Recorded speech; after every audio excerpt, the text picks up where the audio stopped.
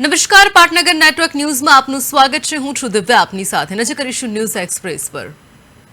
પેટલાદ નગરપાલિકા દ્વારા વર્ષોથી ભાડું ન ચૂકવતા બાકીદારો સામે લાલ આંખ કરી કડક કાર્યવાહી હાથ ધરવામાં આવી છે।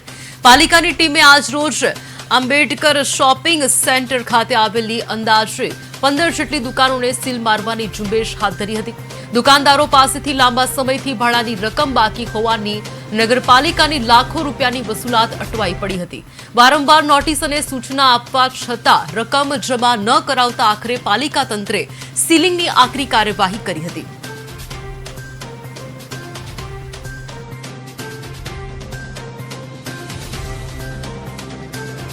પેટલાદ નગરપાલિકા દ્વારા છેલ્લા કેટલા સમયથી જે નગરપાલિકા હસ્તક જેટલા પણ કોમ્પ્લેક્સ છે તે લોકોને નોટિસો પાઠવી બાકી ભાડા ભરવાની તાકીદ કરવામાં આવી હતી અને એ પ્રક્રિયાના ભાગરૂપે આજે પ્રથમ અમે આંબેડકર જે કોમ્પ્લેક્સ છે ત્યાંથી સીલ મારવાની પ્રક્રિયા ચાલુ કરી છે। આ પ્રક્રિયા આગળ પણ યથાવત રહેશે અને જેટલા પણ બાકીદારો છે એમના ભાડા સત્વરે ભરે ત્યાર સુધી અમે સીલની મારવાની પ્રક્રિયા ચાલુ